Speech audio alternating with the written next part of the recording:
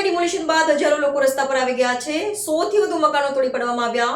પાલિકા કમિશનર નાગરાજને કહ્યું કે તેઓ આ મામલે કશું જાણતા નથી। દરેક સવાલના જવાબમાં તેમણે મને ખબર નથી, મામલો તપાસનો વિષય છે એમ કહીને સ્પષ્ટતા ટાળે છે।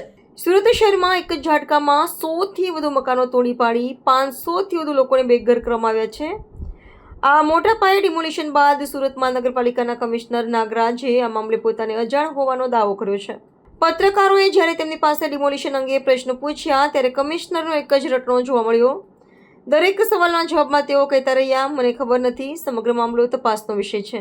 તેમના ડિમોલિશન માટે કોઈને જવાબદાર ઠેરવવાનો ઇનકાર કર્યો અને હાલમાં તપાસ બાદ જ કંઈ કહી શકાય તેમ જણાવ્યું। હાલ પાલિકા તરફથી સત્તાવાર સમિતિની રચના કરવામાં આવી છે અને કમિટી દ્વારા તપાસ શરૂ કરવામાં આવી છે। એ બહુ દુઃખની વાત છે જે પણ બનાવ બન્યું છે। હું પણ એમાં વ્યક્તિગત રીતે અને કમિશનર તરીકે એ માટે સંમત પણ છું અને હું આપને બતાવવા માંગુ છું જાણકારી માટે। ગુજરાત શહેરી વિસ્તારોમાં ખાનગી અને જાહેર જમીનો પર આવેલ ઝૂંપડપટ્ટીનું પુનઃવસન કરવા અંગેનું નીતિ નિયમોનું સુધારા કરવા અંગેનું સૂચના અને ભલામણ માટે રાજ્ય સરકારે એક સમિતિ બનાવેલી છે અને અત્યારે જ્યારે આપ વેઇટ કરી રહ્યા હતા એ વખતે એ જ સમિતિનું મિટિંગ ચાલતી હતી અને સુરત મહાનગરપાલિકાએ પોઝિટિવલી શું કરી શકાય, જે કાયદામાં ગેપ હશે એનું શું નિવારણ કરી શકાય એના માટે રાજ્ય સરકારમાં રજૂઆત કરેલી હતી।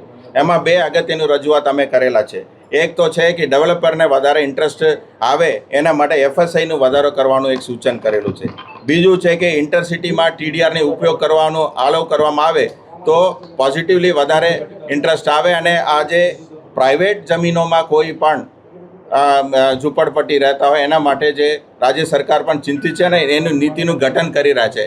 આવડા મોટા શહેરમાં 30,000ની કર્મચારીઓ જ્યારે કામ કરતા હોય, ક્યાંય ને ક્યાંય ભૂલ આવશે તો એક વડા તરીકે, એક વડીલ તરીકે આ સંસ્થાને શિસ્ત લાવવાની મારી જવાબદારી છે અને રાજ્ય સરકારના કોઈ પણ નીતિ નિયમ કાનૂનની અંદર રહીને એ કરવાનું હું પ્રયત્ન કરીશ। આપ સૌ એમાં નિશ્ચિંત રહેશો અને એમાં અત્યાર સુધી જે બનાવ બને છે એમાં કોર્પોરેશન તરફથી, અહીંયા અધિકારીઓ ઉચ્ચ લેવલ તરફથી કોઈ પણ દબાણ કે પ્રશ્ન લાવવામાં આવ્યું નથી અને કોઈને એમાં ઇન્વોલ્વમેન્ટ પણ નથી। બસ આટલું જ આપ સૌને ચોકસાઈ કરવા માંગુ છું અને આપ સૌ મીડિયામાં પોઝિટિવલી જ્યારે શહેર માટે આપ વિચાર કરી રહ્યા છો તો અમે પણ વહીવટમાં બેસીને વિચાર કરી રહ્યા છે, તો સહકારની અપેક્ષા રાખું છું અને થોડું શાંતિ રાખવા માટે અને થોડું પેશન્સ રાખવા માટે આપ સૌને વિનંતી કરું છું। અને શું સૂચન આપ્યું છે એ પણ આપ સૌને બતાવું છું અને એ હાલનું છે, એ નિયમ મુજબ ચોક્કસ કરીશું। નિયમ મુજબ ચોક્કસ જેટલું વહેલામાં વહેલી તકે થશે।